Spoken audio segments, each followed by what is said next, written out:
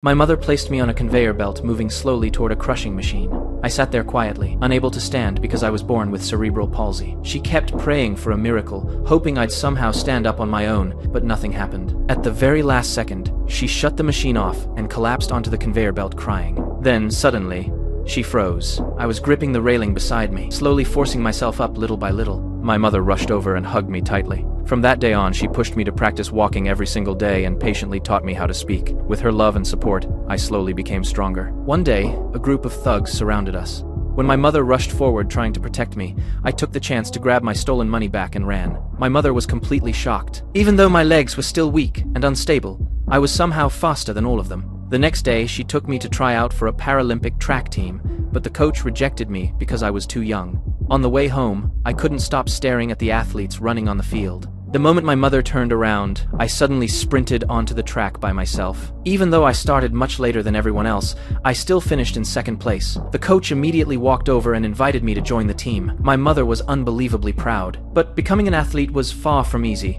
Because my balance was terrible, training was painful, especially around curves where I could barely control my body. So the coach decided to make me the fourth runner in the relay race. But the athlete who originally had that position was furious. He said he'd only give up the spot if I could run 100 meters in under 15 seconds. I trained non-stop, but no matter how hard I pushed myself, I just couldn't break 15 seconds. One day, completely overwhelmed, I hid alone crying. When my mother found me, I told her I just wanted to run faster. Instead of comforting me, she looked me straight in the eyes and said, "If you want to cry, then run it out." That sentence changed everything. I started training like crazy. I ran stairs over and over, chased moving trains, and pushed my body past its limits every single day. Finally, during qualification, I broke the 1:5 second barrier and officially earned my place in the Paralympics. But right before the competition began, one of my teammates suddenly had a mental breakdown. The judges were even considering stopping the race. Fear spread through the whole team, but I stayed calm, because I knew this would be my first and last Paralympics, my only chance. At last,